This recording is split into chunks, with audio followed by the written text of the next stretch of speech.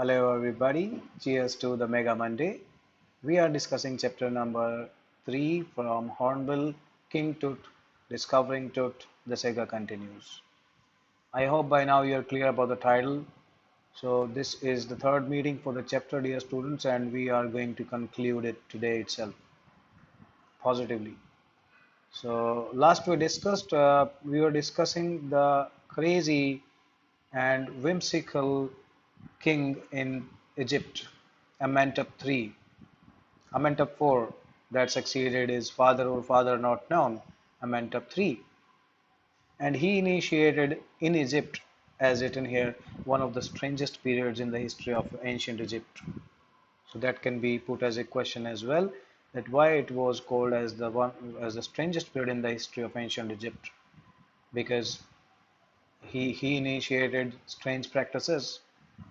What he did initially, first of all, he changed his name Akhe, from Amenhotep IV to Akhenaten,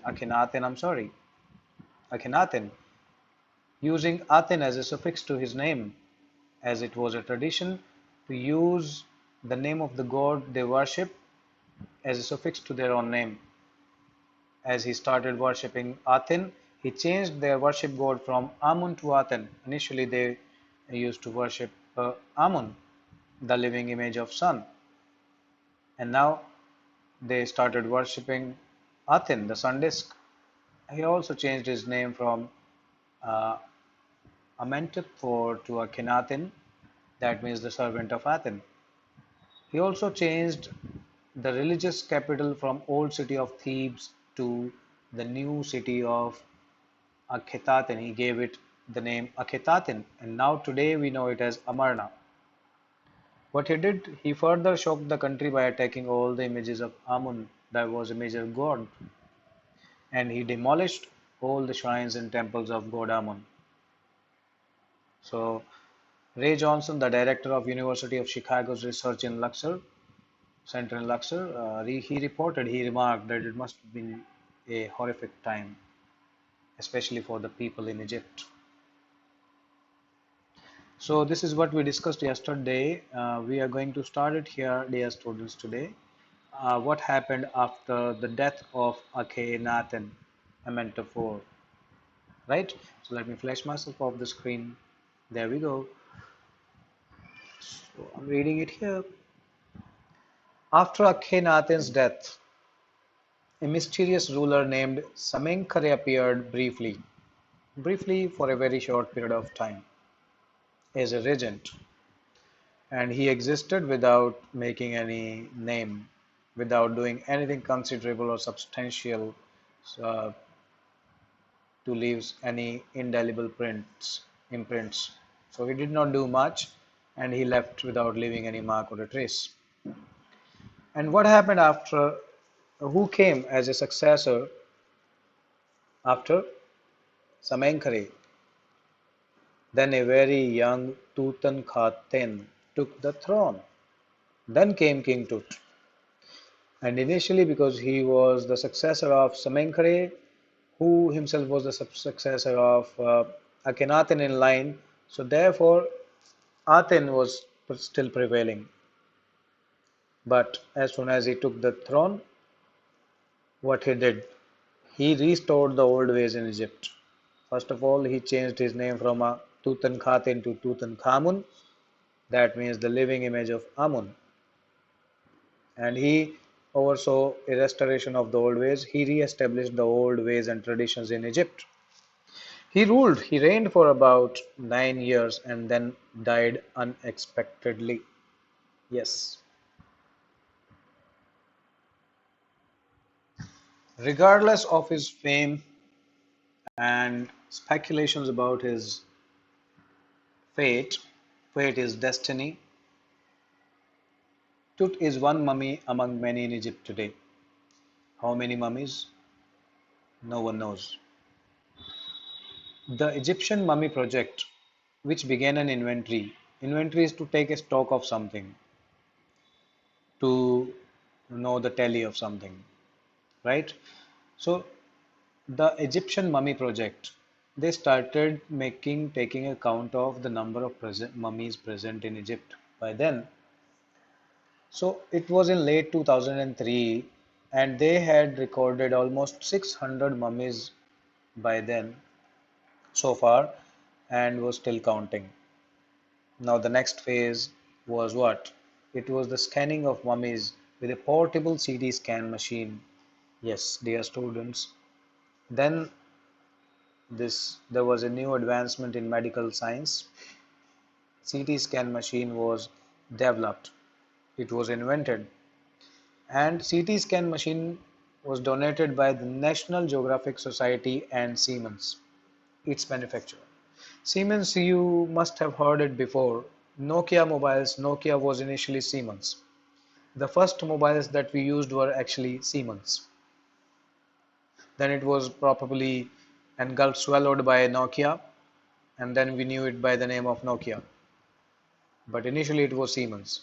So Siemens manufactured uh, the CT scan machine and donated. It was donated to Egyptian Mummy Project by National Geographic Society in association with Siemens. King Tut is one of the first mummies to be scanned for dear students. In death, in death as in life, moving regally ahead of his countrymen. He remained ahead as he was the king, so he was the first citizen. He was ahead of his countrymen in life, but even after death, he outsmarted and he outdid all the countrymen, and became the first person to be CT scanned. So he remained, he, uh, you know, re- remained royal, and he kept his royal standards active even after his death.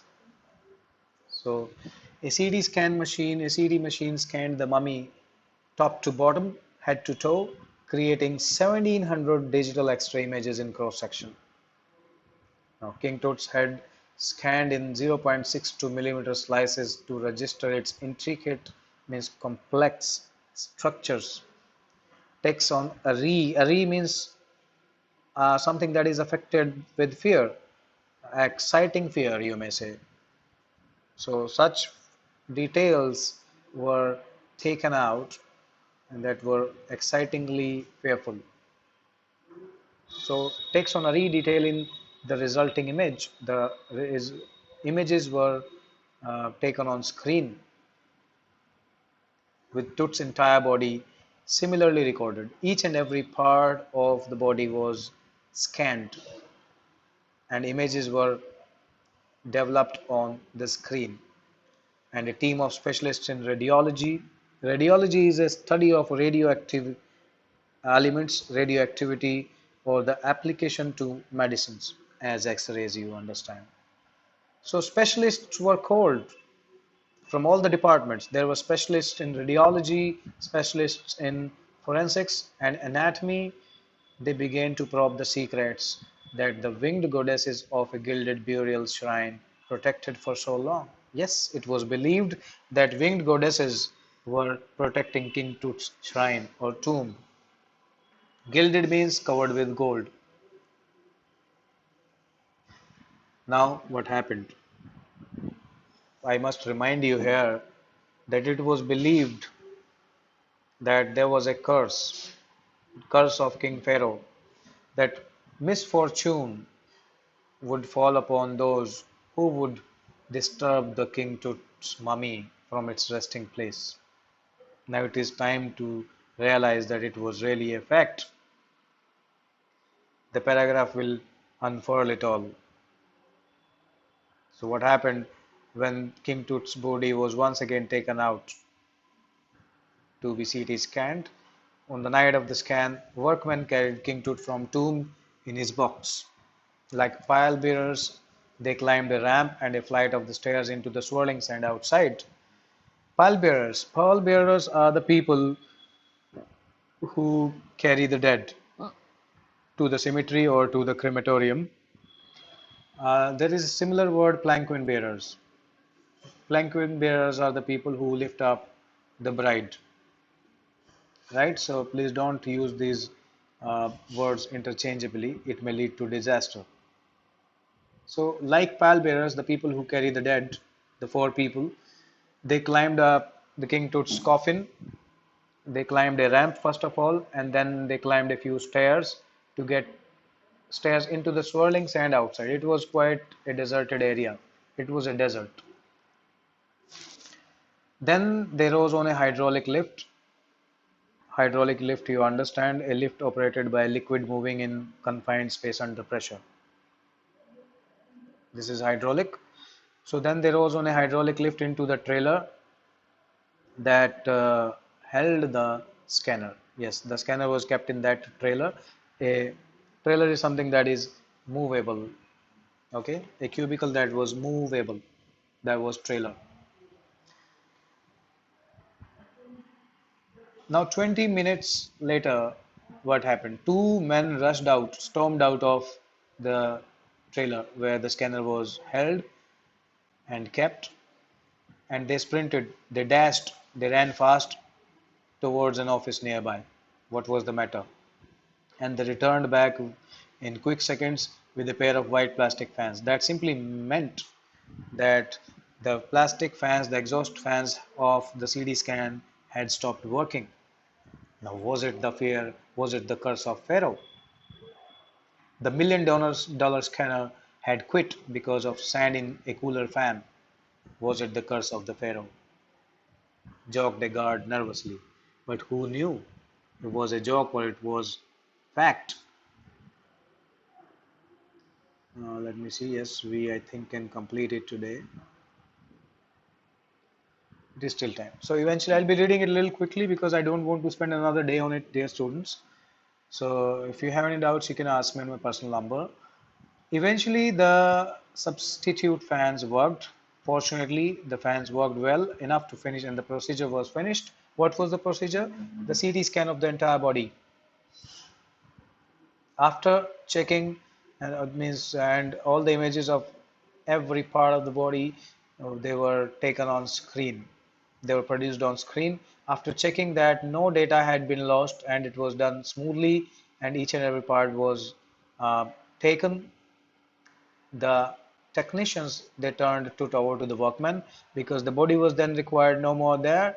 They asked the guards to keep the body back to its place, and the workmen they carried him back to the tomb.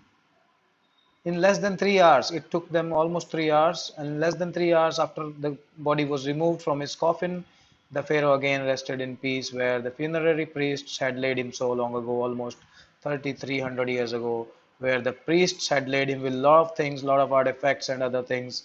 Now the pharaoh came out, but for a small short period of time, 3 hours almost, and he was laid to rest where he had been lying, resting for almost 3,300 years. Now back in the trailer. Now the body was kept back in its place in the tomb. Now back in the trailer, all the entire team is sitting, looking at a screen.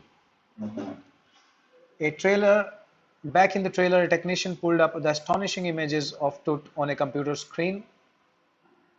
A grey head took shape from a scattering of pixels. First of all, they were probing at the images of head,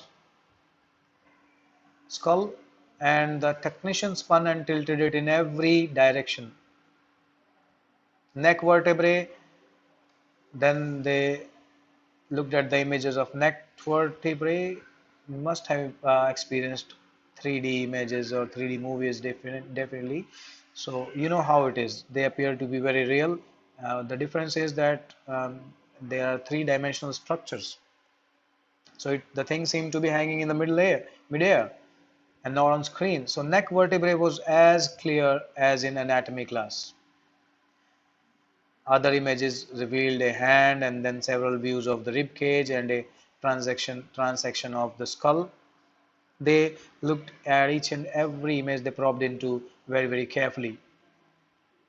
But for now, the pressure was off.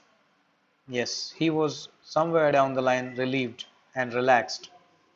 Sitting back in his chair, Jahi Hawass smiled. Now he was visibly relieved that nothing had gone wrong seriously, that it went all smooth, and the Pharaoh's curse did not work them woe, probably because they did not have any ulterior intention.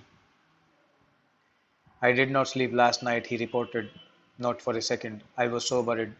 But now I think I am relieved and I'll go and sleep. Now, by the time we left the trailer, descending, we were coming down the metal stairs to the sandy ground. The wind had all of a sudden stopped, and the winter air lay cold and still, like death itself, in the Valley of the Departed. Yes, it was known as the Valley of the Kings because it was a cemetery where the royals were laid down to rest, having mummified those. Just above the entrance to the tomb, Tut's tomb, what we saw there was Orion visible. Orion is a constellation, you understand, you know it, and the constellation that the ancient Egyptians knew as the soul of Osiris. Osiris, they believed, was the god of afterlife, and they found a constellation built up right at the top of King Tut's tomb, as if protecting it and watching over the boy king. So this is what appeared in National Geographic Volume 207, number 6. This is the source, and these are the questions to be done in notebook. Question number 1, 2, and then talking about the text. Thinking about the language, you should read it and you should try at least these questions are marking. What do you think are the reasons of extinction of languages? You can try this. One is enough. And then working with words, this is for the sake of reading. We have discussed all those expressions and words already.